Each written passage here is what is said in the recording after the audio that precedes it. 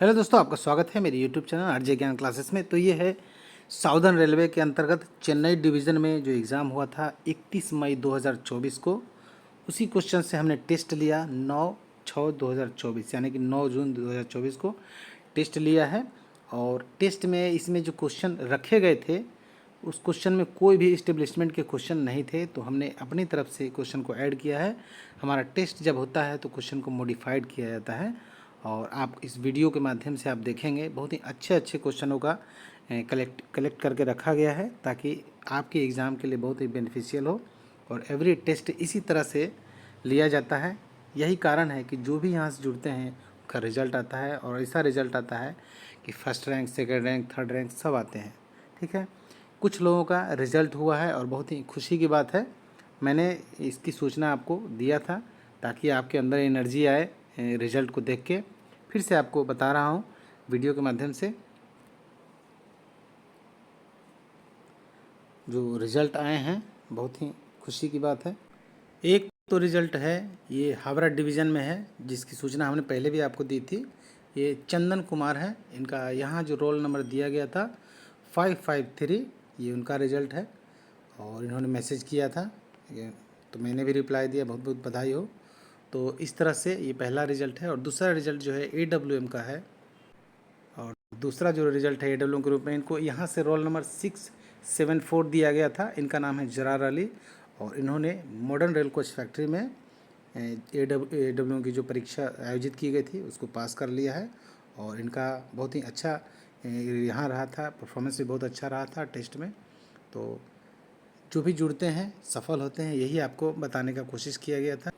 इस क्वेश्चन में हम लोग देखेंगे, सफलता तो हमने देख लिया है, अब इस क्वेश्चन में हम लोग एक्सप्लेन करेंगे कि कैसे क्वेश्चन को रखा गया है। और जो भी क्वेश्चन है वो आप जेई की तैयारी करते हैं तो भी बहुत बेनिफिशियल है, AWM AME के लिए भी बहुत बेनिफिशियल है और स्टाफ एंड वेलफेयर इंस्पेक्टर का भी जो तैयारी करते हैं उनके लिए भी बहुत ही बेनिफिशियल ये सारे क्वेश्चन हैं जो आज के वीडियो में रखे गए हैं। क्योंकि जो हमारा टेस्ट होता है वो ऊपर से जो क्वेश्चन रखे जाते हैं वो ऐसे क्वेश्चन रखे जाते हैं जो सभी के लिए यूजफुल हो। उसके बाद नीचे अगर कैरेज वर्कशॉप से हैं तो कैरेज के क्वेश्चन रखे जाते हैं, यदि वैगन वर्कशॉप हैं तो वैगन के रखे जाते हैं और यदि CNW में है तो दोनों मिक्स करके रखे जाते हैं। तो चलिए हम लोग शुरू करते हैं पहला क्वेश्चन से। पहला क्वेश्चन है RRTS। RRTS का मतलब हो गया रीजनल रैपिड ट्रांसिट सिस्टम। ये रेल से रिलेटेड है, इसीलिए ये क्वेश्चन पूछा गया है। ये जेई के क्वेश्चन में नहीं, किसी अन्य डिवीज़न जो एग्ज़ाम हुए हैं रेलवे से डिपार्टमेंटल रिलेटेड उसी क्वेश्चन को इसमें रखा गया है। क्योंकि यदि कहीं और पूछ सकता है तो जेई में भी ये क्वेश्चन पूछा जा सकता है। ये एक कॉरिडोर है जो दिल्ली से मेरठ तक का है। ठीक है, ये इसकी खासियत है कि जो इसकी स्पीड है, इस कॉरिडोर पर जो चलती है ट्रेनें उसकी स्पीड है वो ज़्यादा है अन्य ट्रेनों से। तो इसका जो दिल्ली से मेरठ तक का ये किसको जोड़ता है RRTS, इसका नाम है रीजनल रैपिड ट्रांसिट सिस्टम। ये दिल्ली से मेरठ को जोड़ता है और इसके बीच की जो दूरी है लगभग 82 किलोमीटर की दूरी है ये कॉरिडोर की। ठीक है, तो इसका जो आंसर हो जाएगा मेरठ हो जाएगा, जो इंग्लिश में ये लिखा हुआ है। आगे देखते हैं question number 2। Who developed HRMS। HRMS का विकास किसने किया है? HRMS जो आपके मोबाइल में चलता है या आप उससे जो जो भी काम है, जैसे आप तो उसमें ट्रांसफ़र का भी प्रोसेस आ गया है, ट्रांसफ़र भी आप HRMS में देख सकते हैं, अपनी सीनियरिटी को देख सकते हैं, उस पर पास अप्लाई कर सकते हैं, लीव अप्लाई कर सकते हैं, लीव का स्टेटस देख सकते हैं या पास का भी स्टेटस प्रीव्यू सब देख सकते हैं। तो वो HRMS है, उसका फुल फॉर्म होता है ह्यूमन रिसोर्स मैनेजमेंट सिस्टम और इसको डेवलप किया है क्रिस ने। लेकिन यदि आपसे कोई पूछे कि क्रिस को किसने डेवलप किया तो आप सोच में पड़ जाएंगे। क्रिस का जो फुल फॉर्म होता है central for railway information system.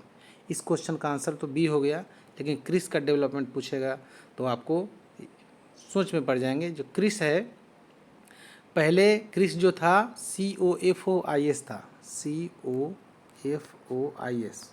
ठीक है, जिसका फुल फॉर्म होता है सेंट्रल ऑर्गेनाइजेशन। ठीक है, जिसका फुल फॉर्म होता है जो COFOIS है उसका जो फुल फॉर्म होता है central organisation to computerise freight operation. ठीक है, central organisation to computerise freight operation, और ये 1982 में विकसित किया गया था इंडियन रेलवे के द्वारा।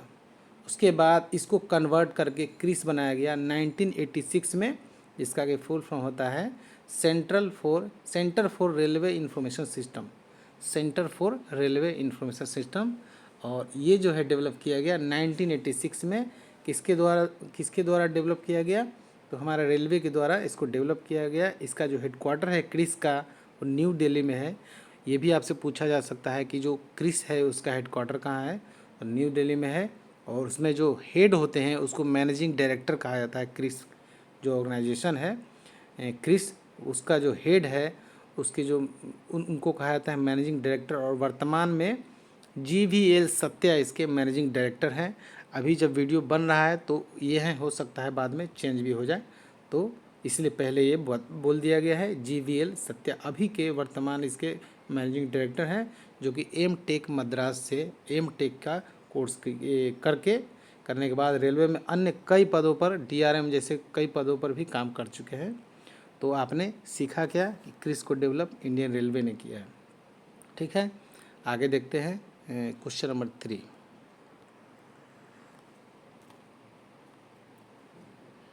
Pamban bridge connected which two places. Pamban bridge जो है किन दो स्थानों को जोड़ता है पाम्बन ब्रिज, यही आपसे पूछा जा रहा है। तो पाम्बन ब्रिज जो है रामेश्वरम और तमिलनाडु को जोड़ता है। ये अब बंद हो गया है पाम्बन ब्रिज, उसके जगह पर दूसरा ब्रिज बन गया है, वहीं पर बन गया है। और तो जो बना था सबसे पहला जो पाम्बन ब्रिज बना था वो 1914 में इसका उद्घाटन किया गया था। 2022 में इसको दूसरा बनाया गया। ठीक है, 2022 में। तो सबसे पहले आपको सिर्फ यही याद रखना है कि पाम्बन ब्रिज रामेश्वरम से लेके तमिलनाडु को जोड़ता है। तो इसका आंसर हो जाएगा बी। आगे देखते हैं IRITM का फुल फॉर्म क्या होता है, यही आपसे पूछा जा रहा है। तो IRITM ये जो होता है Indian railway institute of transportation management, Indian railway institute of transportation management, और ये इसका आंसर हो जाएगा डी। ये लखनऊ में है, इसकी स्थापना 2003 में की गई थी। तो आपको ये बात भी ध्यान में रखना है। ये सारे क्वेश्चन चेंज हैं, चेन्नई डिवीजन क्वेश्चन नहीं है। In which of the group there is no direct recruitment in Indian railway. भारतीय रेलवे में डायरेक्ट रिक्रूटमेंट होता है, जैसे RRC, RRB या IRS, इस तरह से रिक्रूटमेंट जो लिए जाते हैं। तो कौन से ग्रुप में डायरेक्ट रिक्रूटमेंट नहीं है?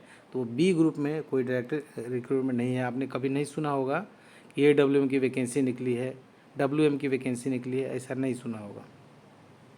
तो B ग्रुप में ये नियुक्ति नहीं होती है डायरेक्ट। ठीक है, A ग्रुप में होती है। C में तो आप जानते ही हैं, C ग्रुप में टेक्नीशियन होते हैं, JE होते हैं, और ये SSC होते हैं। D ग्रुप में भी होता ही है, जो हेल्पर की नियुक्ति होती है RRC के थ्रू। तो B ग्रुप में नहीं होती। इसका आंसर 5 का हो जाएगा B। आगे देखते हैं question number 6। First bullet train will link Ahmedabad up to which city. जो पहला बुलेट ट्रेन बनने वाली है, जो हमारी सरकार का जो प्रोजेक्ट है, वो कहाँ से कहाँ तक बनेगी, यही आपसे पूछा जा रहा है। तो वो जो बुलेट ट्रेन बनेगी वो बनेगी अहमदाबाद से लेके मुंबई तक। ठीक है, तो इसका आंसर हो जाएगा B। आगे देखते हैं क्वेश्चन नंबर 7। कोर का मतलब पूछ रहा है, कोर का यानी फुल फॉर्म पूछ रहा है कोर का। तो कोर जो होता है उसका फुल फॉर्म होता है central organisation for railway electrification. इन्होंने बहुत ही अच्छा काम किया है कोर ने। अभी जितने इलेक्ट्रिफिकेशन हो गए हैं इसकी वजह से बहुत सारा डीजल का बचत हो रहा है। और रेल जो पहले डीजल से कोयला से चलती थी, अब वो इलेक्ट्रिक से चलता है। तो बहुत ही अच्छा काम किया है कोर ने। और इसका फुल फॉर्म है central organisation for railway electrification. इसका आंसर हो जाएगा 7 का C। 8 नंबर जो क्वेश्चन है, वीडियो यदि आपको अच्छा लग रहा होगा तो वीडियो को लाइक ज़रूर कीजिएगा और चैनल को सब्सक्राइब ज़रूर कर लीजिएगा, ताकि जो भी वीडियो बनता है उसका नोटिफिकेशन आपको मिलता रहे। Who are the dependent as per section 123 of railway act 1989। रेलवे अधिनियम 1989 की धारा 123 मतलब क्या, उसमें डिपेंडेंट कौन सा है, ये आपको पूछा जा रहा है। तो देखिए रेलवे में डिपेंडेंट होते हैं, जो ब्लड रिलेशन है जो कर्मचारी का, उनसे संबंधित जितने भी होते हैं सारे डिपेंडेंट होते हैं। उसका फैमिली मेम्बर होते हैं, जो ब्लड रिलेशनशिप जो होंगे वो सारे फैमिली मेम्बर होंगे, और कुछ डिपेंडेंट भी होते हैं जो पूरी तरह से कर्मचारी पर निर्भर होते हैं। ठीक है, जैसे जैसे हो गया, इसमें तो ये ऑप्शन नहीं है, सन्स मतलब पोता यानी नाती, डाउटर सन्स यानी कि ये भी नाती हो गया, तो ये नहीं होगा, इसमें नन ऑफ दीज हो जाएगा, यानी कि 8 का जो आंसर हो जाएगा वो डी हो जाएगा। डिपेंडेंट होते हैं, अनमैरिड जो होता है डाउटर वो भी डिपेंडेंट होते हैं, जो 21 ईयर्स से पहले जो रिकॉग्नाइज यूनिवर्सिटी या कोई बड़े संस्था में जो अध्ययन कर रहे हैं वो होते हैं डिपेंडेंट सन होते हैं। ठीक है, विडो मदर अगर है तो भी डिपेंडेंट होते हैं। यदि आप तो जानते ही हैं आप रेलवे में कि माँ और पिताजी जो दोनों में से कोई एक अगर जीवित हो तो डिपेंडेंट उसको माना जाता है। ठीक है, तो इस तरह से ये नन ऑफ दीज, इसका आंसर डी हो जाएगा। आगे देखते हैं question number 9। Which of the following employment of a railway servant does not belong a excluded category as per section 130 of railway act. ये HOER का क्वेश्चन है, और HOER से बहुत ही सुंदर PDF आपको ऑब्जेक्टिव बना के दिया गया है, जिसको आप पढ़ते हैं और वहाँ से एग्ज़ाम में क्वेश्चन भी आते हैं। तो इसमें पूछ रहा है कि एक्सक्लूडेड कैटेगरी में कौन आते हैं। देखिए, एक्सक्लूडेड कैटेगरी उसको कहा जाता है जो सुपरवाइजरी टाइप का जॉब होता है, उसी को एक्सक्लूडेड कैटेगरी कहा जाता है। और उसमें क्या है कि कोई लिमिट नहीं है वर्क का, आपको 8 घंटे की ड्यूटी में 10 घंटे भी बिताना पड़ सकता है, 12 घंटे भी बिताना पड़ सकता है, या उससे ज़्यादा भी बिताना पड़ सकता है, या उससे पहले भी आप घर जा सकते हैं। इस तरह के जॉब होते हैं, जैसे जैसे हो गया सुपरवाइज़र कैटेगरी में जो कि SSCs हो गए, मेट्रोन्स जो हॉस्पिटल में मेट्रन का होता है पोस्ट वो हो गए, नर्सेस हो गए, इन सबको एक्सक्लूडेड कैटेगरी में रखा गया है। ठीक है, तो इसमें से कौन नहीं है ये पूछा जा रहा है, कौन नहीं है। तो इसमें देखिए रेलवे ए ऑप्शन में है, railway servant employment in marginal and confidential capacity, यानी गोपनीय शाखा में जिनकी नियुक्ति होगी वो नहीं होंगे। ठीक है, staff of railway school imparting technical training and academic education, मतलब टेक्निकल ट्रेनिंग वगैरह के जो देने वाले जो प्रोफेसर वगैरह होते हैं या रेलवे स्कूल में होते हैं वो सब एक्सक्लूडेड कैटेगरी में आएंगे। कैंटीन वर्कर जो है एक्सक्लूडेड कैटेगरी में नहीं आएगा। ठीक है, तो इसका आंसर हो जाएगा 9 का बी। आगे देखते हैं क्वेश्चन नंबर 10, कौन किस कैटेगरी में आता है। ठीक है, इसका इन्फॉर्मेशन भी एक थोड़ा सा चार्ट है, यदि आप चार्ट आपको चाहिए तो जो भी यहाँ से जुड़े हुए हैं आप वो चार्ट मैसेज करके ले सकते हैं। आगे देखते हैं question number 10, how many sections are covered under RTI act. RTI अधिनियम के तहत 10 धाराएं हैं। ठीक है, आगे देखते हैं RTI से भी क्वेश्चन आ जाते हैं कि कितने दिन के अंदर कितना फ़ी है, कितने दिन के अंदर इन्फॉर्मेशन ले सकते हैं, या उससे कुछ और डीपली भी आ जाते हैं, तो उसको भी ध्यान रखना है RTI का भी। आगे देखते हैं question number 11, who is not eligible for CGA। CGA मतलब compensation ground appointment in case of death of railway servant. Railway servant की यदि डेथ हो जाती है तो कौन CGA यानी कि कंपनसेशन ग्राउंड पर एक नियुक्ति जो होती है रेलवे कर्मचारी के जो परिवार है उनको, तो उसमें से कौन एलिजिबल नहीं है। तो सन एलिजिबल है, यदि रेल कर्मचारी की मृत्यु हो जाती है तो उसके पुत्र की नियुक्ति जो है CGA के रूप में नौकरी एक दी जाती है। मैरिज डाउटर इसको भी हो सकता है, इनका भी हो सकता है, लेकिन इसके लिए GM से अप्रूवल लेना पड़ता है। विडो और वाइफ, यानी कि ये वाइफ है या अब तो मरने के बाद विडो वाइफ हो जाएगी, जब रेल कर्मचारी की मृत्यु हो जाएगी तो वो भी एलिजिबल है, ये तो पूरी एलिजिबल है, उनको तो कोई दिक्कत ही नहीं है। ब्रदर इन लॉ यानी कि जो साला लगेगा रिलेशन में कर्मचारी का वो एलिजिबल नहीं होता है, तो इसका आंसर हो जाएगा डी। ठीक है, आगे देखते हैं question number 12, in case of death of an employee CGA to develop who is already employment in lower grade in railway can be give in high grade। मतलब ये बोल रहा है कि कोई कर्मचारी अच्छे पद पर है, ऊंची श्रेणी में नियुक्त, छोटे श्रेणी में नियुक्त है, और उसको जो CGA उसके पुत्र के जो CGA मिलेगा उसके पुत्र को, तो उसमें उसको उस जिस ग्रेड पर वो काम कर रहा है उस ग्रेड से ऊपर उसको नहीं मिलेगा। ये बात सही है कि गलत है? तो ये बात जो है, किसी कर्मचारी की मृत्यु के मामले में पहले से ही निम्न ग्रेड में कार्यरत सीजीए उच्च ग्रेड में दिया जा सकता है। ये बिल्कुल सही है, उच्च ग्रेड में दिया जा सकता है, क्योंकि यदि समझ लीजिए कि कोई, इसमें सिर्फ क्वालिफिकेशन मायने रखता है। कोई हेल्पर कैटेगरी का भी एम्प्लॉय यदि मृत्यु हो गई है तो उसका पुत्र जो है आईटीआई अगर कर लिया है तो वो टेक्नीशियन के लिए एलिजिबल है। यदि उन्होंने डिप्लोमा का कोर्स किया है पॉलिटेक्निक का तो जूनियर इंजीनियर के लिए एलिजिबल है, बशर्ते कि उसको एग्ज़ाम पास करना होगा और उसके पास टेक्निकल क्वालिफिकेशन होना चाहिए। यदि आपने बीटेक किया है एनआईटी से तो भी एलिजिबल है।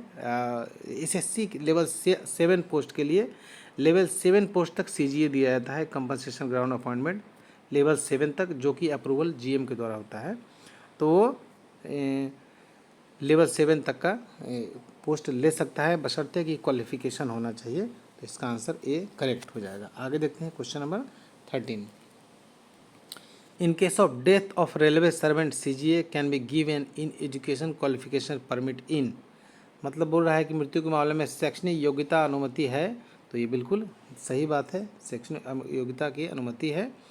यानी कि किसमें, सीजीए अपॉइंटमेंट में ए और बी ग्रेड में तो होता ही नहीं है, सी और डी ग्रेड में होता है। तो क्वालिफिकेशन के साथ ग्रुप सी और ग्रुप डी के एम्प्लॉय को नियुक्त दिया जा सकता है। सी मतलब एसएससी भी सी कैटेगरी में ही आते हैं। तो इसका आंसर हो जाएगा सी। आगे देखते हैं question number 14। CGA to a post, चलिए, CGA to a post is given only where exist. किसी पद के लिए सीजीए केवल तभी दिया जाएगा जब, देखिए, रेगुलर वैकेंसी हो, फ्यूचर वैकेंसी हो, एंटिसिपेटेड वैकेंसी हो। तो ये रेगुलर वैकेंसी में दी जाती है। किसी भी सीजीए अपॉइंटमेंट जो है रेगुलर वैकेंसी अगर होती है उसमें दिया जाता है। तो 14 नंबर क्वेश्चन का आंसर हो जाएगा ए। आगे देखते हैं question number 15। When two or more candidates are declared to be equal merit at one and the same exam selection, the relative seniority is determined by। मतलब दो उम्मीदवार एक ही परीक्षा में चयन होता है और समान उसका अंक भी रहता है तो उसको वरिष्ठता निम्न आधार द्वारा दी जाएगी। कैसे उसको वरिष्ठ माना जाएगा? कौन सा? फर्स्ट और सेकंड वाला समझिए कि सेम, आप ही समझ लीजिए कि जेईई के एग्ज़ाम में आप दोनों ने 95 मार्क्स ले लिया है, आपने और आपके किसी मित्र ने या आपके वर्कशॉप में किसी काम करने वाले कर्मचारी ने। तो कौन सीनियर होगा इसका निर्धारण किया जाएगा डेट ऑफ बर्थ। जिसका डेट ऑफ बर्थ पहले होगा यानी पीछे होगा, इसका ज़्यादा सीनियरिटी माना जाएगा और उसी को सीनियर माना जाएगा। ठीक है, तो डेट ऑफ बर्थ इसको प्राथमिकता दी जाती है। 15 नंबर क्वेश्चन का हो जाएगा ए। आगे देखते हैं क्वेश्चन नंबर 16। ऐसा हुआ है और इसकी वजह से सिलेक्शन भी नहीं हुआ है, ऐसा भी हुआ है लास्ट में दोनों मैच कर गए तो जिसका डेट ऑफ बर्थ ज़्यादा था उनको लिया गया। Seniority of railway servant transferred on their on request is allotted at. अब स्वयं के अनुरोध पर या ऑन रिक्वेस्ट जो ट्रांसफ़र लिया जाता है तो उसमें क्या है कि बॉटम सीनियरिटी दिया जाता है। यदि कोई टेक्नीशियन 3 के रूप में कहीं से ऑन रिक्वेस्ट आ रहा है तो जितने भी टेक्नीशियन 3 जहाँ जाएंगे, जिस वर्क प्लेस पर जाएंगे, वहाँ पहले से जितने भी टेक्नीशियन 3 होंगे उन सब से नीचे उनको रखा जाएगा। लेकिन टेक्नीशियन 3 में रखा जाएगा सबसे नीचे। किसी भी पोस्ट पर आते हैं तो उस पोस्ट में सबसे नीचे होगा, यानी कि बॉटम सीनियरिटी उसको कहा जाता है। तो 60 नंबर का हो जाएगा ए। आगे देखते हैं question number 17। As per railway servant discipline appeal rule 1968। आपको मालूम है कि डिसिप्लिन अपील रूल 1968 अक्टूबर में लागू किया गया था। तो उसमें क्या है कि applicable to staff of railway protection force, ये रेलवे प्रोटेक्शन फोर्स पर एप्लीकेबल है कि नहीं है ये पूछ रहा है। तो डिसिप्लिन अपील रूल जो है रेलवे प्रोटेक्शन फोर्स पर एप्लीकेबल नहीं है, ये सिर्फ एप्लीकेबल है जो परमानेंट एम्प्लॉई हैं उन पर है। ठीक है, ऑल इंडिया सर्विस या जो कैजुअल सर्विस में है उन पर भी अप्लाई नहीं है। ऑल इंडिया सर्विस में है तो नहीं है, कैजुअल सर्विस में है तो नहीं है, टेम्पररी वाले को है, याद रखिएगा। आरपीएफ को नहीं है और अप्रेंटिस को भी नहीं है। ठीक है, अप्रेंटिस पर भी डिसिप्लिन अपील रूल लागू नहीं होता है। कैजुअल जो एम्प्लॉय होते हैं उस पर भी लागू नहीं होता है, ठीक है। और राष्ट्रपति यदि किसी को एक श्रेणी बन में किसी एक श्रेणी को या कितने को भी वो चिन्हित कर दे कि इन पर ये डिसिप्लिनरी लागू नहीं होता है, तो उन पर भी लागू नहीं होगा, ठीक है। इसका आंसर हो जाएगा नो। लेकिन कौन कौन पर लागू नहीं है और किस किस पर लागू है, ये भी आपको ध्यान में रखना चाहिए। क्वेश्चन नंबर 18 देखिए, डिसिप्लिन अपील रूल का दोनों लैंग्वेज में बहुत ही अच्छा वीडियो बनाया गया है और सबको दिया भी गया है। उम्मीद है आप उन सब पीडीएफ को पढ़ रहे होंगे। और टेस्ट में भी नए नए क्वेश्चन जानबूझ के ऐड किए जाते हैं जो कि पीडीएफ में उपलब्ध न हो, ऐसे क्वेश्चन को सर्च किया जाता है, ताकि एक तो आप पीडीएफ पढ़ रहे हैं जो मटेरियल यहाँ से दिया गया है, उसके बाद आपको अलग से क्वेश्चन प्रोवाइड कराने का पूरा कोशिश किया जाता है। और मुझे लगता है कि अब तक इस काम में सफल भी रहे हैं। जितने भी टेस्ट होते हैं मैक्सिमम क्वेश्चन नए आपको देने का प्रयास किया जाता है, जो रिपीटेड होते हैं उसको छांट दिया जाता है। जैसे यही क्वेश्चन है, इसमें 71 क्वेश्चन को छांट दिया गया है। 71 क्वेश्चन हमने रखा है, और जो क्वेश्चन को छांटा जाता है यानी कि रिमूव किया जाता है, वो क्वेश्चन नीचे टेस्ट जब ख़त्म होता है तो उसके नीचे टेस्ट के नंबर के बाद टेस्ट के जो लास्ट 110 क्वेश्चन होते हैं उसके नीचे आपको आंसर सहित दे दिया जाता है, ताकि आपको उसका भी फ़ायदा मिले और आपको पता चले कि कौन से क्वेश्चन रिपीट हो रहे हैं। और कहीं कहीं वही क्वेश्चन जो नीचे दे दिया जाता है 110 के बाद, वहीं से सारे क्वेश्चन किसी एग्ज़ाम में आ जाते हैं, तो उसको भी नज़रअंदाज नहीं कीजिएगा। अभी पिछला जो टेस्ट हुआ है उसमें डी ग्रुप वालों को 141 क्वेश्चन अलग से दिया गया है। सोच लीजिए, 110 क्वेश्चन का टेस्ट है और 141 क्वेश्चन अलग से आपको दिए जा रहे हैं। तो ऐसे टेस्ट लिया जाता है, और यही कारण है कि यहाँ से जुड़ने वाले सफल होते हैं, फर्स्ट रैंक लाते हैं, बशर्ते कि मेहनत कर रहे हो। यहाँ हम बहुत आपको हमारी टीम बहुत मेहनत करती है, सिर्फ आपको मेहनत करना है। चलिए 18 नंबर देखते हैं। With in what time limit competent authority can enhance penalty under discipline appeal rule। Discipline appeal rule में जब भी किसी पर पेनल्टी लगाई जाती है तो लगाने का प्रोसेस है कि 3 महीने के 45 डेज़ के अंदर आप उस पर अपील कर सकते हैं। जिन पर ये पेनल्टी लगाई गई है वो अपील कर सकते हैं। इसको इम्पोज़ करने का है 6 मंथ तक इम्पोज़ करना है, ठीक है। लेकिन एक और जो है डिसिप्लिन अपील रूल का रूल नंबर 24 है, और वही 24 से ये क्वेश्चन है। 24 कहता है कि यदि पेनाल्टी की सज़ा, जो पेनाल्टी दी गई है, जो सज़ा दी गई है, उसमें कुछ इंक्रीज़ करना है, सज़ा को और हार्ड करना है या इंक्रीज़ करना है, तो उसमें 6 महीने के बाद उस पर कार्रवाई की जाएगी, 6 मंथ के बाद। और लेकिन इसमें सज़ा की में कमी करना चाहता है कोई आदमी, जो लगाने वाला, इम्पोज़ करने वाला, यदि सज़ा में कमी करना है तो उसके लिए 1 साल के बाद सुनवाई होगी, ठीक है। ये 24 number rule discipline appeal rule का है और बहुत ही इम्पोर्टेंट है, यहाँ से क्वेश्चन बनता है। तो इसका आंसर इसी हिसाब से क्या पूछ रहा है, किस समय सीमा के भीतर सक्षम प्राधिकारी जुर्माना बढ़ा सकता है। भीतर बोला है, बाहर नहीं, ठीक है। तो 6 महीने के भीतर ही ये काम जो इम्पोज़ किया जाता है। इसमें 24 रूल का जिक्र नहीं लिखा है, लेकिन उसी से रिलेटेड ये क्वेश्चन है। तो इम्पोज़ तो 6 महीने के अंदर उसको कर ही लेना है, ठीक है। बढ़ा सकना है, घटा सकना, जो भी है। 3 महीने तक अपील करेंगे, 6 महीने तक इम्पोज़ करेंगे। लेकिन रूल 24 के अनुसार यदि सज़ा को हार्ड इंक्रीज़ करना है तो 6 महीने के बाद होगा, और रिड्यूस करना है तो 12 महीने के बाद होगा, ठीक है। ये 24 नंबर रूल याद रखिएगा।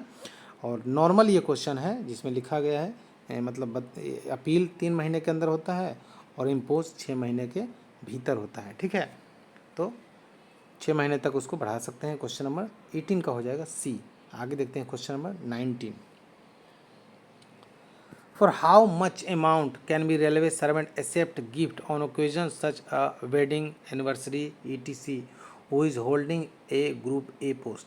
मतलब कोई ए ग्रुप पोस्ट को रखने वाला या ए ग्रुप पोस्ट में काम करने वाला एनिवर्सरी करता है, या कोई वेडिंग करता है, या फ्यूनरल्स के मतलब होता है कोई उसके यहाँ कोई अगर मर गया हो तो उसके उपलक्ष्य में शोक सभा का आयोजन करता है, या रीजनल फंक्शन करता है यानी धार्मिक उत्सव कोई करता है, तो उस पीरियड में ग्रुप बी यदि कर्मचारी है तो 15,000 रुपये का गिफ्ट ले सकता है। ए ग्रुप का कर्मचारी है तो 25,000 रुपये तक का गिफ्ट ले सकता है। यानी कि इसका आंसर हो जाएगा सी।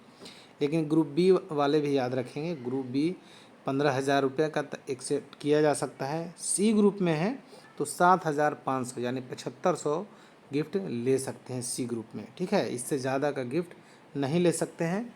लेकिन नॉर्मल केस है, अदर केस, किसी तरह का फंक्शन अगर नहीं है और नॉर्मल केस है तो ए ग्रुप 5,000 तक का गिफ्ट ले सकता है। बी ग्रुप भी सेम है, 5,000 तक का गिफ्ट ले सकता है। और सी ग्रुप या डी ग्रुप है वो दोनों 2,000 रुपये तक का, इसका मार्केट वैल्यू 2,000 होना चाहिए, उतना तक का गिफ्ट ले सकते हैं, ठीक है। तो ये रूल नंबर, ये जो गिफ्ट वाला है ये रूल नंबर 13 है। तो ये भी याद रखिए किस रूल में गिफ्ट या उपहार से संबंधित कहा गया है, ऐसा भी क्वेश्चन आते हैं जिसको इजी क्वेश्चन की श्रेणी में रखा जाता है। तो वो रूल नंबर है 13। आगे देखते हैं question number 20। Where a railway servant enter into a transaction in respect of movable property, value of such property exceeding 2 months basic pay, he shall report the same to the government. मतलब ये बोल रहा है कि कोई भी movable property आपने ख़रीदा है और जिसकी कीमत आपके 2 महीने की बेसिक सैलरी के बराबर है, बेसिक पूरा ग्रॉस नहीं है, बेसिक जो सैलरी है उसके 2 महीने का जो जोड़ने पर होता है, यानी 10,000 आपकी सैलरी है तो 20,000 से ज़्यादा का अगर आपने कोई सामान ख़रीदा है, कोई मूवेबल प्रॉपर्टी ख़रीदा है, तो इसकी सूचना रेलवे में 1 महीने के अंदर आपको देनी चाहिए, ठीक है। 1 महीने तक में आपको इसकी सूचना देनी चाहिए। और ये जो मूवेबल और जो प्रॉपर्टी है इसकी सूचना 1 महीने के अंदर देनी चाहिए, ठीक है। आगे देखते हैं क्वेश्चन नंबर 21 करते हैं। यहाँ तक तो आप समझ गए होंगे।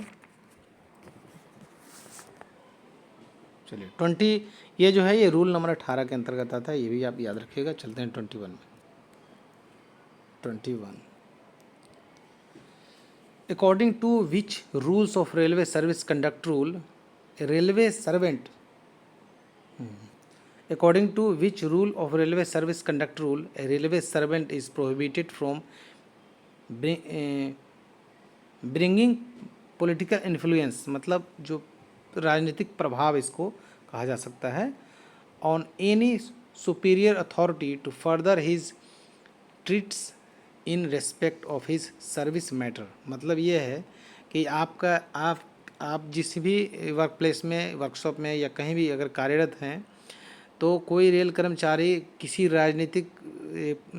कोई राजनीति से रिलेटेड कोई बड़ा इन्फ्लुएंस यानी प्रभाव वाला कोई अगर आदमी है तो उसको इसकी पैरवी करके वहाँ से कुछ ला के उससे कुछ बुलवाना या उससे फ़ोन करवाना या उससे पैरवी कराना, ये नहीं करना है, यही आपको बोला जा रहा है।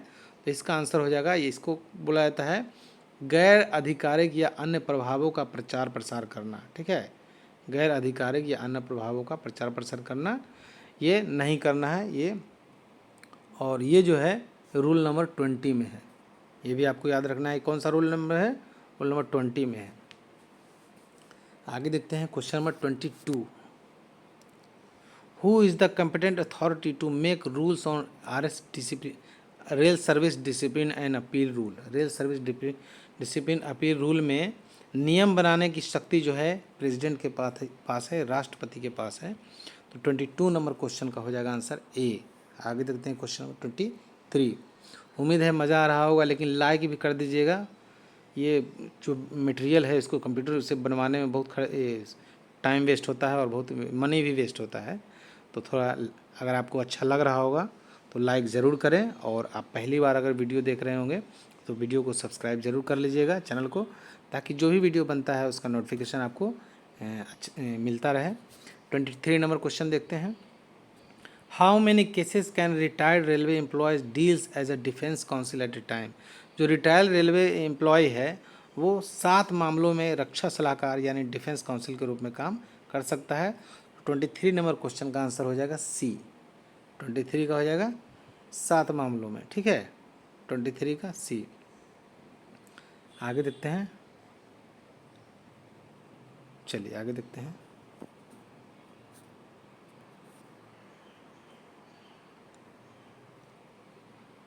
24।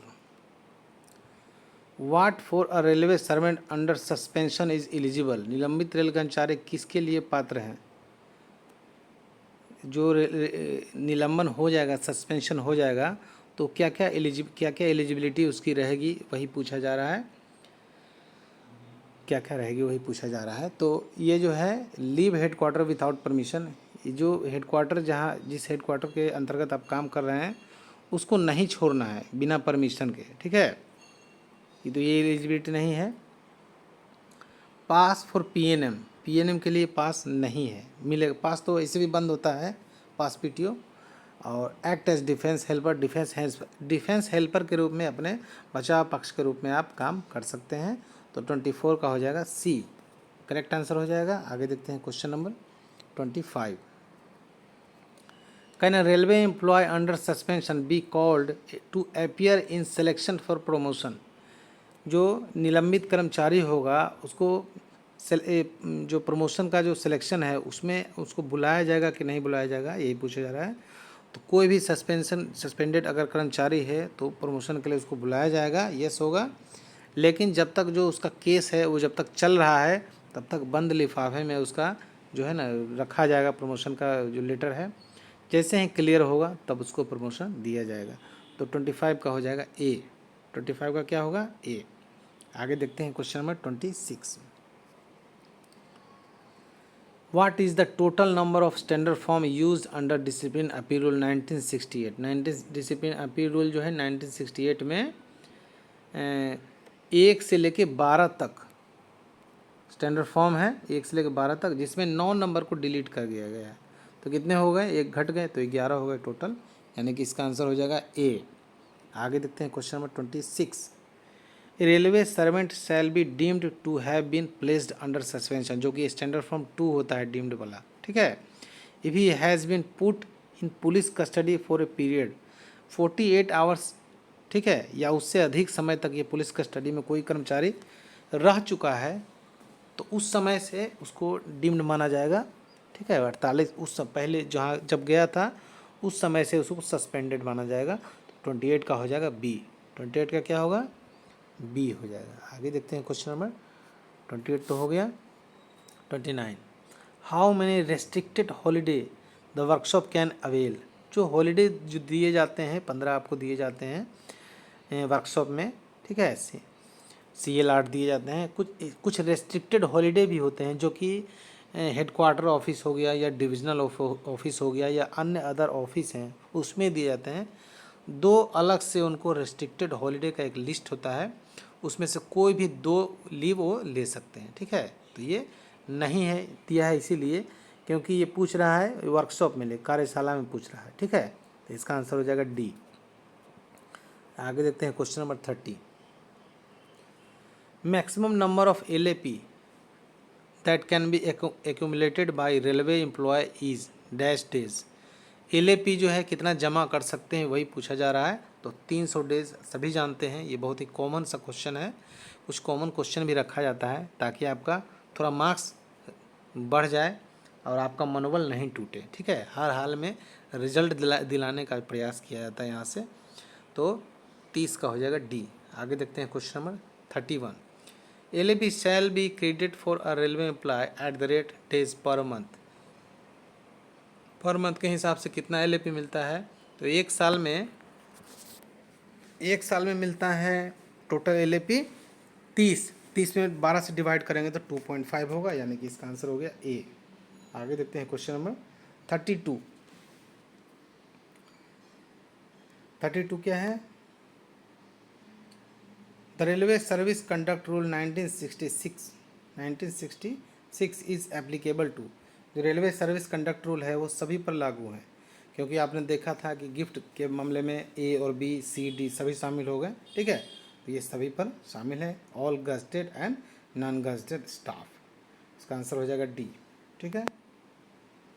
चलिए 33 देखते हैं। 33 में क्या है, railway service discipline appeal rule specify from 7 for which used, ये जो डिसिप्लिन अपील रूल का जो स्टैंडर्ड फॉर्म 7 है वो किससे संबंधित है यही पूछा जा रहा है। तो जो ये इंक्वायरी ऑफिसर से रिलेटेड है, ये जो 33 जो क्वेश्चन है उसका आंसर हो जाएगा अपॉइंटमेंट ऑफ इंक्वायरी ऑफिसर, जो कि ऑप्शन नंबर बी में है। ठीक है, 8 नंबर होता स्टैंडर्ड फॉर्म 8 जो होता है अपॉइंटमेंट ऑफ प्रेजेंटिंग ऑफिसर होता है। ठीक है, अभी कई वीडियो में हमने इसके बारे में 1 से लेके 12 तक के जितने भी स्टैंडर्ड फॉर्म हैं सबको एक एक करके बता दिया है। अभी इसमें बहुत लंबा जाएगा ये वीडियो, इसलिए ज़्यादा एक्सप्लेन नहीं कर रहे हैं। ठीक है, आगे देखते हैं question number 34। Which of the following is not a disadvantage as a consequence of suspension, मतलब निलंबन के परिणाम स्वरूप कौन सा नुकसान नहीं होगा, वही पूछ रहा है। तो देखिए, all the privilege pass can be availed, पूरा प्रिविलेज पास जो है वो नहीं ले सकते हैं। ठीक है, can not leave headquarter without permission, ये भी नुकसान है, परमिशन से बिना विदाउट परमिशन के हेडक्वार्टर को छोड़ नहीं सकते हैं। ठीक है, need not sign the attendance register, attendance register पर जो साइन करने की आवश्यकता है या नहीं है, ये कोई नुकसान नहीं है। ठीक है, तो इसका आंसर हो जाएगा सी। और डी देखिए क्या है, no increment is down during the suspension period, suspension period में जो है सस्पेंशन पीरियड में इंक्रीमेंट नहीं मिलेगा, तो ये भी एक नुकसान है। तीनों नुकसान था, सी कोई नुकसान नहीं था, इसका आंसर हो जाएगा सी। आगे देखते हैं question number 35। How many annexure are there in major penalty chargesheet memorandum, जो मेजर पेनल्टी चार्जशीट मेमोरेंडम होता है उसमें 4 एनेक्चर बनते हैं। ठीक है, विटनेस का रहता है, उसके बाद जो ये इंक्वायरी जो पूछताछ होती है, स्टेटमेंट होता है, ये होता है। इस तरह से 4 एनेक्चर बनाए जाते हैं, 4। इसका आंसर हो जाएगा 35 का बी। आगे देखते हैं क्वेश्चन नंबर 36। जो डिसिप्लिन अपील रूल है 36 में क्या है देखते हैं।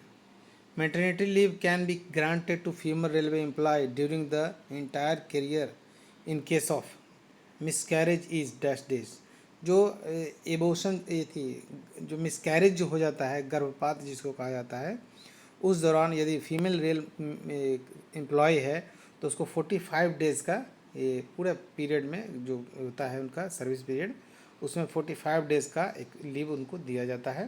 तो इसका आंसर हो जाएगा ए। लेकिन ताज्जुब की बात यह है कि ये जो लीव है, और ऐसा क्वेश्चन बन भी सकता है कि अगर अनमैरिड भी है महिला कर्मचारी, यदि अनमैरिड हैं तो भी ये लीव लेने के वो पात्र हैं। ठीक है, तो 36 का हो जाएगा ए। आगे देखते हैं क्वेश्चन नंबर 37।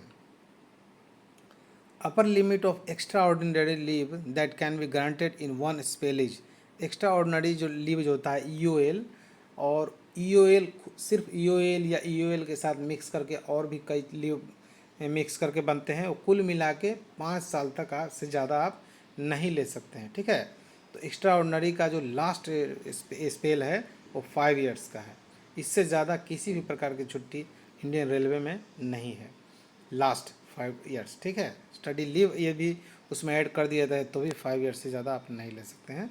तो 37 का हो जाएगा डी। आगे देखते हैं question number 38। Maximum amount of continuous leave that can be admissible to railway service is dash year, continuous leave में यदि रहना चाहते हैं तो 5 साल तक कंटिन्यूस सभी लीव जोड़ के या जो नियमानुसार चल रहा है उसके अनुसार लेके 5 साल तक लीव में कोई रेल कर्मचारी रह सकता है कंटिन्यू, उससे ज़्यादा नहीं। ठीक है, तो 38 का हो जाएगा सी। आगे देखते हैं क्वेश्चन नंबर 39। CCL यानी कि चाइल्ड केयर लीव में note be granted for period less than dash days at a time, CCL एक बार में 5 दिनों से कम अवधि के लिए नहीं दी जा सकती है। पहले ये 15 था, अब 5 दिन का से कम की नहीं दी जा सकती है। तो 39 का हो जाएगा बी। क्वेश्चन नंबर 39 का हो जाएगा बी। आगे देखते हैं question number 40। Employ proceeding on study leave are entitled to HRA for first dash days without production of any certificate as per extant rules, मतलब यदि कोई कर्मचारी स्टडी लीव लेके जा रहा है, ठीक है, तो बिना कोई सर्टिफिकेट जो दिए उसको कितना दिन तक जो HRA है उसका लाभ मिलता रहेगा। तो इसका जो आंसर है 180 डेज यानी कि 6 महीने तक उनको HRA मिलता रहेगा। तो 40 नंबर क्वेश्चन का हो जाएगा 40 का डी। आगे देखते हैं question number 41। Which authority is empowered to order for cut in pension of a retired railway servants under discipline appeal rule proceeding. ठीक है, तो ये प्रेसिडेंट का काम है। जैसे ही कोई कर्मचारी रिटायर हो जाता है उसके बाद उस पर किसी भी प्रकार की कटौती या जुर्माना लगाने का अधिकार सिर्फ राष्ट्रपति को ही है। ठीक है, तो 41 का हो जाएगा बी। आगे देखते हैं question number 42। Consideration of appeal is governed under which rule of railway service discipline and appeal rule 1968। मतलब अपील पर विचार करने के लिए 1968 किस नियम, अपील पर अगर विचार करने के लिए कौन सा नियम के अंतर्गत आता है। तो अपील जो पूछेगा रूल, जैसे स्टैंडर्ड फॉर्म 1 से लेकर 12 तक है, वैसे बहुत सारे रूल्स भी हैं जो आपको पढ़ना है। तो रूल नंबर 18 अपील से रिलेटेड है, सिर्फ अपील से। ठीक है, लेकिन अपील पर विचार करने के लिए कंसिडरेशन ऑफ जो अपील है वो रूल नंबर 22 है। ठीक है, तो इसका आंसर हो जाएगा सी। और जो हमारा डिसिप्लिन अपील रूल जो है वो पूरी तरह से एक आर्टिकल का ही, संविधान के जो आर्टिकल है संविधान का ही भाग है। अभी संविधान जो है और अपना कॉन्स्टिट्यूशन पूरी तरह से चर्चा में रहा इलेक्शन में। ठीक है, तो उसके बारे में भी हम लोग सोचते हैं कि और उस पर विचार किए होंगे। कभी मन में ऐसा आया होगा कि लोग बोलते हैं सब कुछ संविधान के अनुसार चलता है, तो डिसिप्लिन अपील रूल में कोई संविधान का आर्टिकल क्यों नहीं है। तो पूरा जो डिसिप्लिन अपील रूल है वो पूरा आर्टिकल संविधान के जो आर्टिकल है डिसिप्लिन अपील रूल का फॉर्म का जो आर्टिकल है वो 309 है। ठीक है, आप पढ़े होंगे, नहीं पढ़े होंगे तो एक बार देखिएगा। आर्टिकल 309 उसमें लिखा हुआ है कि संघ या राज्य की सेवा करने वाले व्यक्तियों की भर्ती और सेवा की शर्तें, उसी आर्टिकल के आधार पर जो है डिसिप्लिन अपील रूल रेलवे में लाया गया है। और जो मेजर पेनल्टी होती है हमारे रेलवे में, जो स्टैंडर्ड 5 जो होता है, स्टैंडर्ड फॉर्म 5 SF5, वो आर्टिकल 311 का 2 उसी को फॉलो करके मेजर पेनल्टी लगाया जाता है। तो ये भी एक आर्टिकल ही है, संविधान का भाग ही है। ठीक है, और ऐसा क्वेश्चन आ सकता है कि किस आर्टिकल से प्रेरित होकर जो डिसिप्लिन अपील रूल बनाया गया, तो आप याद रखेंगे 309। और मेजर पेनल्टी किस आर्टिकल के अंतर्गत आता है, तो 311 का 2, तो ये भी याद रखिएगा। और ये डिसिप्लिन अपील रूल का रूल नंबर 22 है, 22 है, जिसमें कहा गया है कि अपील पर विचार करने के नियम क्या हैं, ये कहा गया है। तो 42 का हो जाएगा सी। आगे देखते हैं question number 43। Who is competent authority to sign the notice of imposition of penalty after order of discipline appeal rule। Discipline appeal rule के आदेश के बाद जुर्माना लगाने के नोटिस पर हस्ताक्षर करने के लिए कौन सक्षम पदाधिकारी है, यानी प्राधिकारी है। तो देखिए, जो पेनाल्टी को इम्पोज करने का जो अधिकारी होता है वो होता है appointing authority.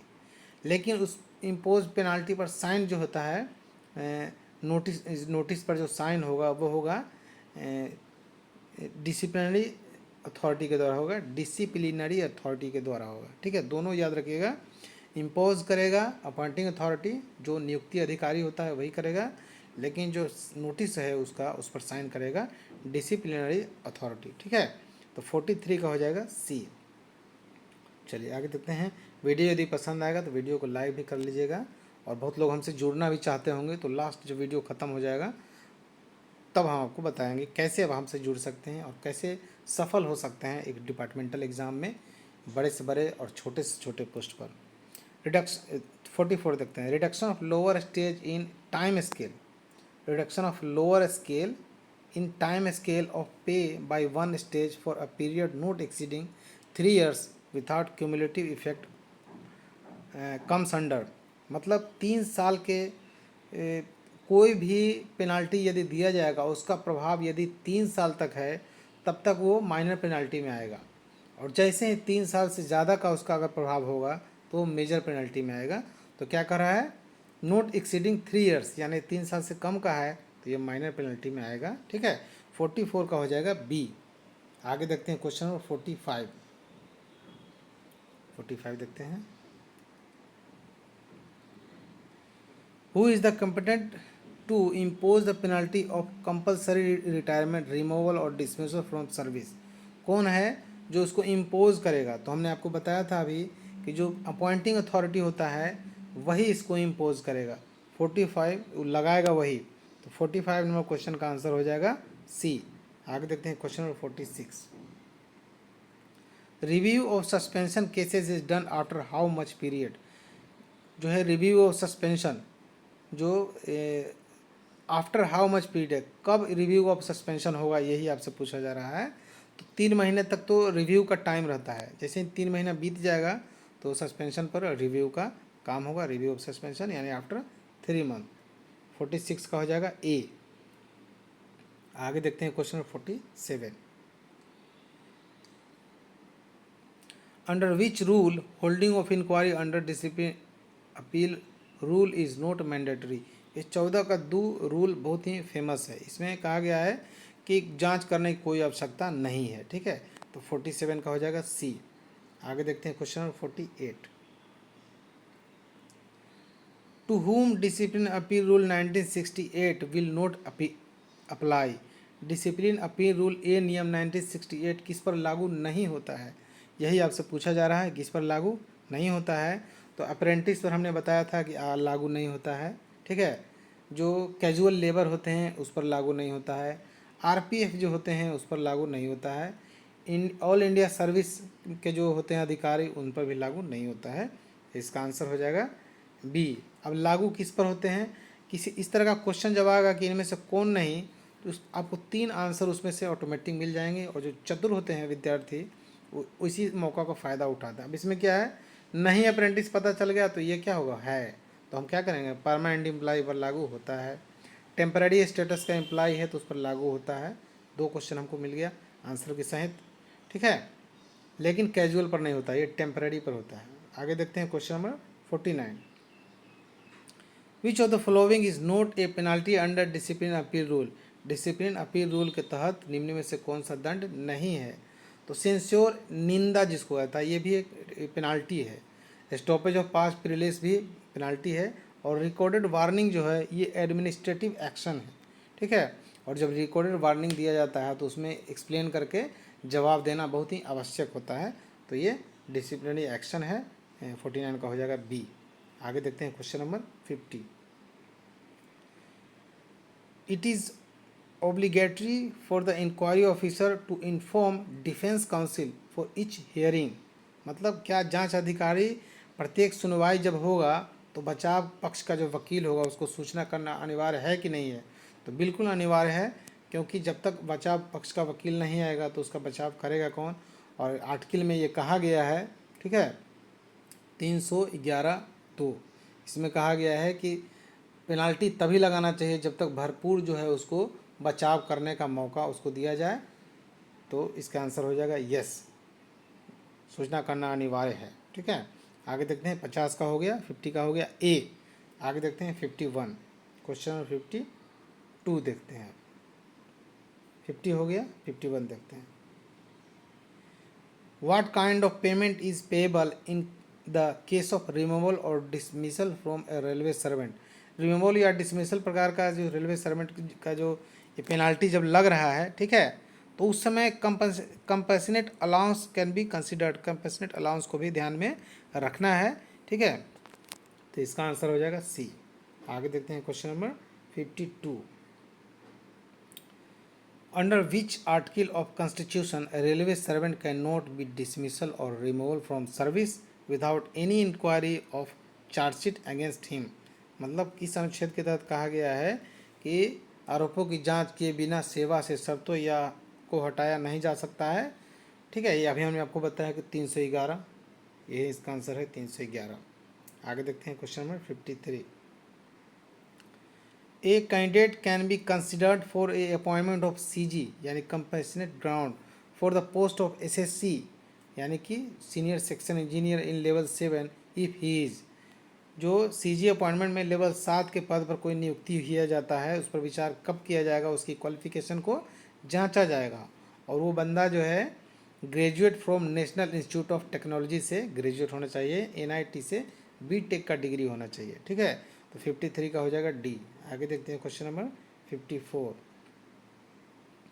Dash is competent to grant upper age relaxation in making appointment on compassionate ground to a candidate under considered for offer of a post in level 6 यानी जेई ऑफ 7th CPC पे matrix से, सातवें जो है पे commission के अनुसार level 6 में यदि कोई जूनियर इंजीनियर या इस तरह की कोई पद पर नियुक्ति सीजी अपॉइंटमेंट के तहत लेना चाहता है तो उसको ऊपरी आयु सीमा में छूट कौन देगा, यही आपसे पूछा जा रहा है। ठीक है, तो उसको ऊपरी आयु सीमा में छूट देगा DRM।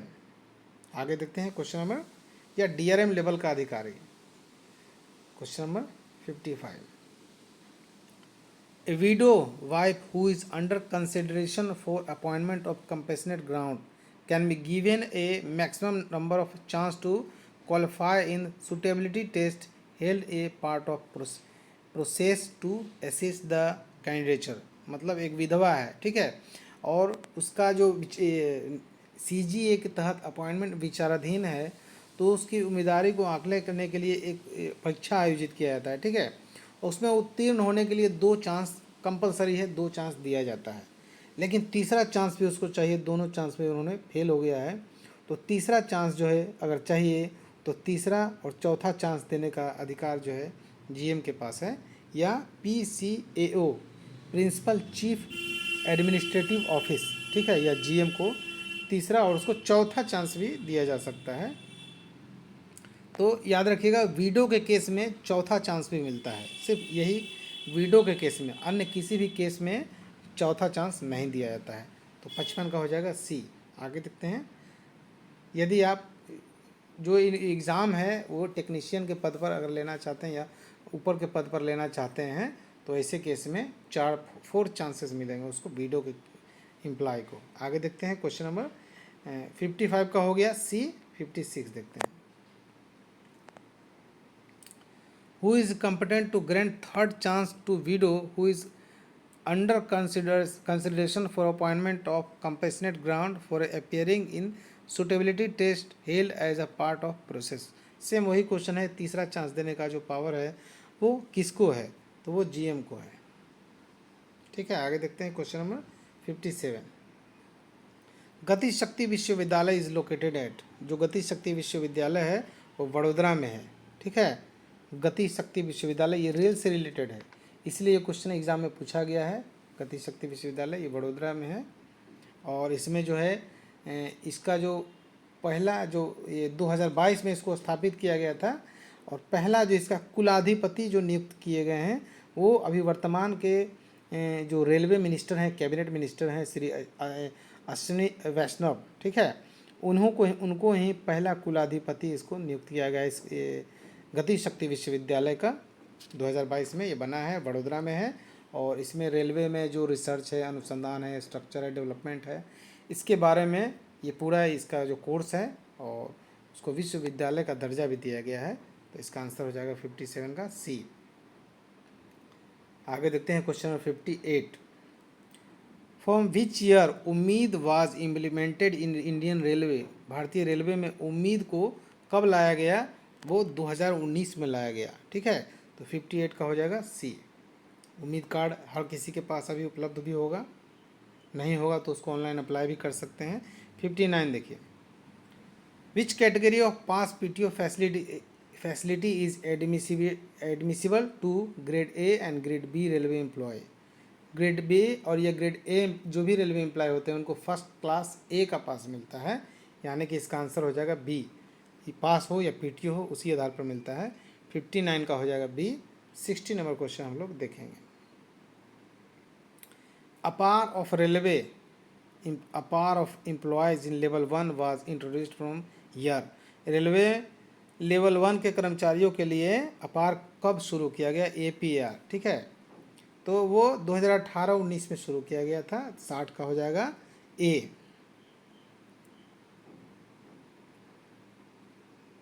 APR का होता है एनुअल परफॉर्मेंस अप्राइजल रिपोर्ट, ये फुल फॉर्म होता है। 61 का देखिए, birth anniversary of Sardar Vallabh भाई पटेल। सरदार वल्लभ भाई जो पटेल थे उनकी जो एनिवर्सरी है वो 31 अक्टूबर है। उनका जन्म 31 अक्टूबर 1875 को हुआ था, और उसी के उपलक्ष्य में उनको एकता दिवस के रूप में मनाया जाता है, क्योंकि उन्हें पूरे भारत के अलग अलग जो रजवाड़े थे, अलग अलग जो रियासत थे, उनको जोड़कर एक अखंड भारत का निर्माण उन्होंने किया था। उस समय कुछ थोड़ा सा चूक हो गया था, जैसे जो हैदराबाद है या जम्मू एंड कश्मीर है या जूनागढ़ है या एक दो और स्टेट हैं, इन सब को वो एकत्र उस समय नहीं कर पाए, लेकिन अब धीरे धीरे सब हो गया। मिजोरम है, ठीक है।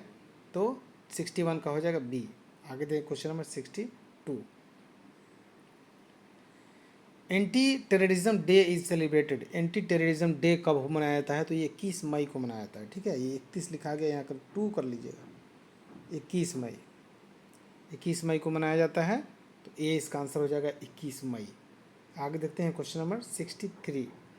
Chenab rail bridge is situated at which place. Chenab rail पुल कहाँ पर स्थित है?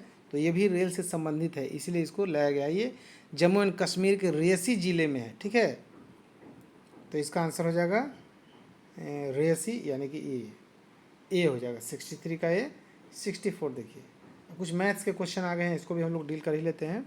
HCF यानी कि हाईएस्ट कॉमन फैक्टर पूछ रहा है, तो हाईएस्ट कॉमन फैक्टर जैसे ही पूछेगा तो आपको लोएस्ट कॉमन फैक्टर ढूंढना है, यानी कि सबसे कम कौन सी छोटी संख्या है वो इन सब से इसमें भाग लग जाए और कोई भी शेष न बचे, तो वो 7 है।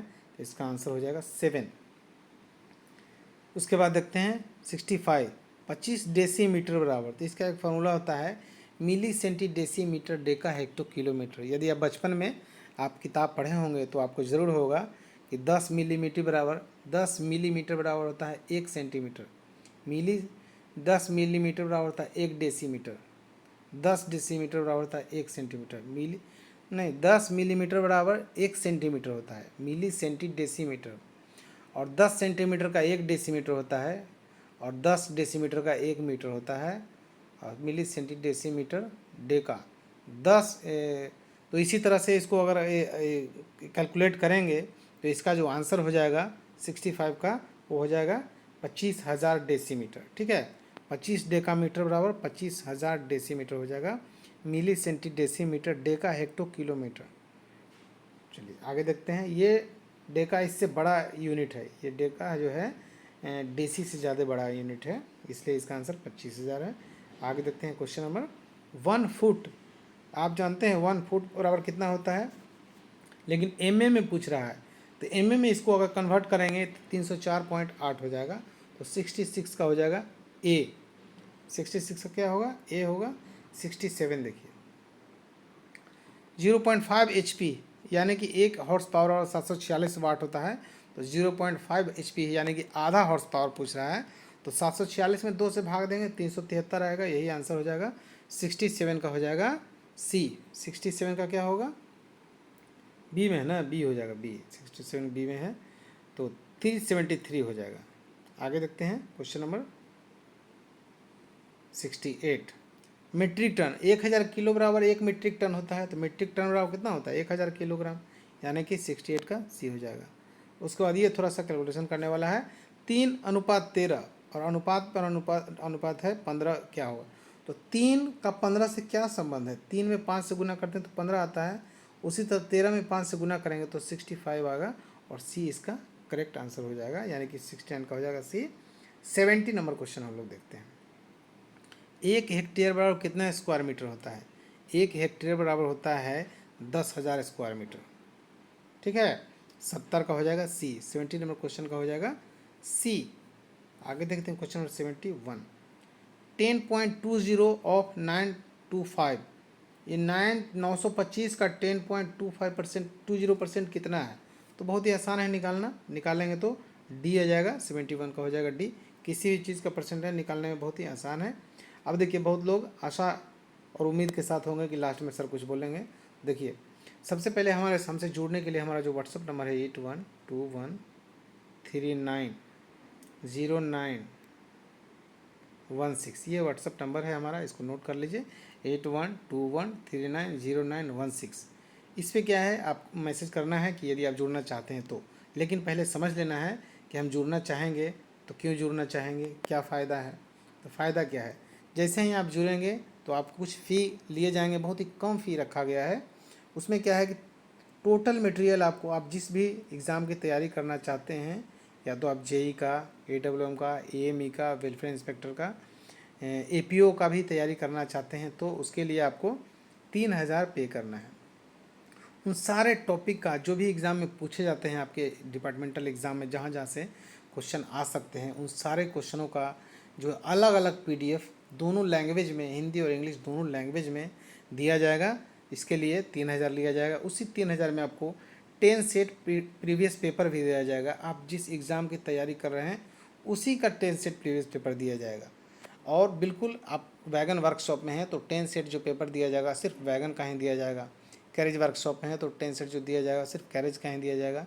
AWM AME की तैयारी करते हैं तो भी 10 सेट सिर्फ उसी डिपार्टमेंट से रिलेटेड में दिया जाएगा। और वेलफेयर का भी वही हाल है, सेम क्वेश्चन आपको 10 सेट दिया जाएगा वेलफेयर इंस्पेक्टर का। उसी 3000 में एक अलग से फ़ोन नंबर दिया जाएगा, कुछ प्रॉब्लम होता है तो सोल्यूशन के लिए। रिकॉर्डेड वीडियो के क्लास आपको दिए जाएंगे जो आप जब चाहें जब देख सकते हैं।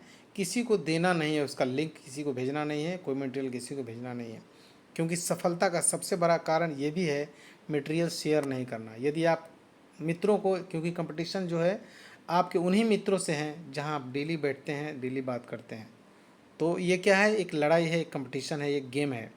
इसमें मटेरियल शेयर नहीं करना है, कुछ भी बोलना नहीं। यदि आप बोलेंगे तो कहेगा 2 PDF भेज दो, 10 PDF भेज दो, तो आप उस समय दोनों में आप नहीं भेजने के लिए भी मना करना मुश्किल हो जाता है। इसलिए किसी को बोलना नहीं है, आराम से अपना सेल्फ स्टडी करना है। और जो भी क्वेश्चन में दिक्कत होता है उसको अलग से फ़ोन नंबर आपको दिया जाएगा, उस पर हमको मैसेज करना है, ये क्वेश्चन समझ में नहीं आ रहा है, इसका आंसर ये नहीं होना चाहिए, वो होना चाहिए, इससे संबंधित टॉपिक नहीं है, मुझे इस टॉपिक चाहिए, ये इंग्लिश में है इसको हिंदी करना है, ये हिंदी में है इसको इंग्लिश करना है। ऐसे आप कर सकते हैं, तो अलग फ़ोन नंबर दिया जाएगा।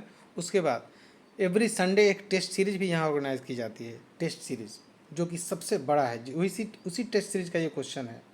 तो टेस्ट सीरीज़ में पार्टिसिपेट करने के लिए बहुत ही कम फ़ी रखा गया है, वो भी सिर्फ 150 रुपये एक महीने का। एक महीने में जितने संडे आएंगे उतने टेस्ट होंगे, और हर टेस्ट में प्रीवियस पेपर कहीं ना कहीं डिवीज़न डिपार्टमेंट का क्वेश्चन का इस्तेमाल किया जाता है। और जो भी क्वेश्चन को मॉडिफाइड करके आपके सामने दिया जाएगा वो आपके लिए एग्ज़ाम के लिए बहुत बड़ा उपलब्धि होगा। जैसे ये क्वेश्चन है जो चेन्नई डिवीज़न के, यदि आपके पास क्वेश्चन होंगे और इस क्वेश्चन और उस क्वेश्चन से मिला लीजिएगा, ज़मीन और आसमान का फ़र्क मिलेगा। ठीक है, तो ऐसे क्वेश्चन आप टेस्ट में दे सकते हैं। हर संडे एक प्रीवियस पेपर आपको मिल जाएगा, और इसी बहाने हर संडे कुछ ना कुछ आप पढ़ते भी रहिएगा, मटेरियल को पढ़ते रहिएगा। रिकॉर्डेड क्लास जो वीडियो दिए जाते हैं, वीडियो को देखते रहिएगा। कुछ प्रॉब्लम होता है तो मैसेज करते रहिए, उसको सोल्यूशन लेते रहिए। इस तरह से स्टडी करते करते करते जब आपका एग्ज़ाम नज़दीक आएगा आप आराम से सिलेक्शन हो जाएगा, और अच्छा रैंक के साथ, first rank, second rank, third rank में से कोई ना कोई एक रैंक ज़रूर आएगा। तो ठीक है दोस्तों, अगर जुड़ना चाहते हैं तो तुरंत जो है मैसेज कर सकते हैं, और आपको जब इच्छा हो तब मैसेज कर सकते हैं, कोई दिक्कत नहीं है। तो धन्यवाद। इसके जो नेक्स्ट पार्ट के वीडियो में हम लोग जल्द ही मिलेंगे, तब तक के लिए जय हिंद, धन्यवाद।